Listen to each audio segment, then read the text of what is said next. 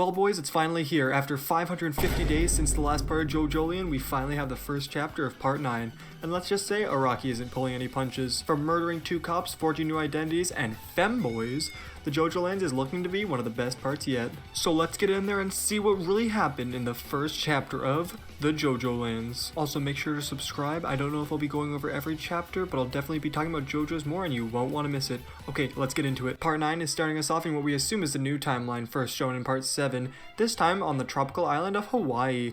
Already with the American connection, we can assume that this is alt part 6, as part 7 was alt part 1 and part 8 was alt part 4, but nothing's confirmed yet, so just keep that headcanon in the back of your mind and let's get going. We soon see our 2 protagonists just chilling down the road listening to Dua Lipa, and then getting pulled over by the police. Always a good sign, but we are shown that these cops are being very rude to this nice young woman.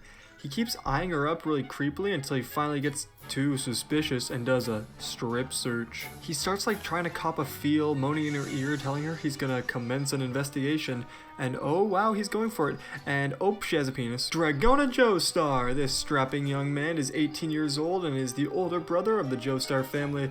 Apparently he only ever eats watermelon for breakfast and loves cross-dressing. Already an S-tier character on top of a good lineage, so we're starting off real strong with this one. I'm also loving that in their introduction, Araki is telling us straight up their connection to the Joestar family as being the grandson of this timeline's Joseph Joestar, which again, in this universe, it's not the same as the old one.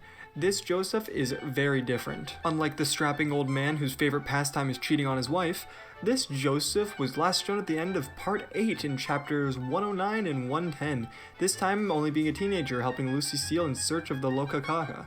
I don't know how to say that, but we're close enough. This guy also has a humanoid hermit purple that's not just some weird grapevines. I also like the little family tree, just helping out clean up anything if you were a little confused based on the last part.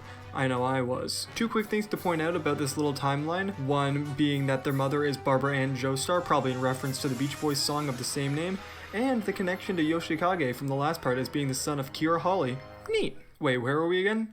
Oh yeah, traffic stop rape incident. So upon seeing his older brother being sexually assaulted, he gets out of the car only for one officer to be way too intimidated by a 15-year-old kid, and after some mutual threatening from both sides, the officer drops dead after touching the boy with the almost weird sponge-like markings all over his body, before we get to see the first stand of the part, not even 20 pages in. This stand is known as November Rain, and we'll soon find out that it is the stand of Jodio, our protagonist for this part. November Rain is in reference to the Guns N' Roses song of the same name, and it appears to be like those weird syndrome robots from The Incredibles, but instead of being bad at their job, November Rain can produce small raindrops that burrow and crush the person, turning their head in a weird spongy-like. Swiftly after, we see the comp draw a gun and prepare to fire on Jodio for what he did to his partner, before Dragona touches his face and plays Super Mario 64, changing and morphing his face around a bunch. This causes his bullets to miss, allowing Jodio to finish him off with November Rain once again. First fight in the 20 pages of chapter 1?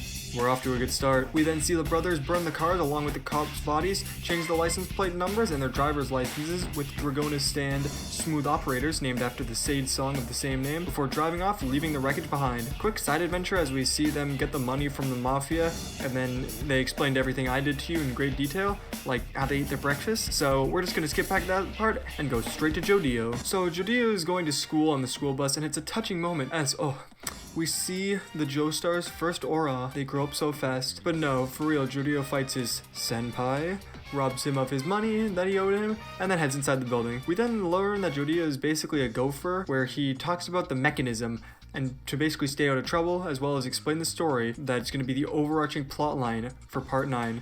The story of how Jodio got filthy fucking rich. Snap cut to a guy named Paco Lovelantis. Sick name, by the way, who uses his stand The Hustle, named after the Van McCoy song, to scrunch up his skin and steal a wallet, only for Dragona to catch him and demand that he give it back. Sick name, weird stand, we're moving on. This is their principal, Mary May Q, who is also their boss, as she owns the fashion boutique that they work at, but that's just a front for their criminal empire, where she reveals their next job to them. Their next job is to steal a diamond from this rich Japanese man who just landed in Hawaii and is living in a villa on a nearby island. They all agree and are ready to go. Also, the bitch senpai who got his ass kicked is tagging along for some reason, I don't know. I will say that the fact that they mentioned that the guy is specifically Japanese makes me think that they're gonna hint at a cameo from someone from a later part, especially since they usually do that in the first few episodes of the part. But hey, I could be wrong and they could just be introducing a whole new character. Honestly, I think this was one of the best starts that a part has ever had. Just roping us in instantly with a fight, showing us the characters, showing us 3 different stands, and giving the characters a motivation to go and do something. I just think that it's starting off really strong, and I'm super invested and excited to see where it goes from here. Anyways, that's all that there was in this chapter. I will see you guys next time if I make another one of these. Make sure to subscribe, and I'll see you all later.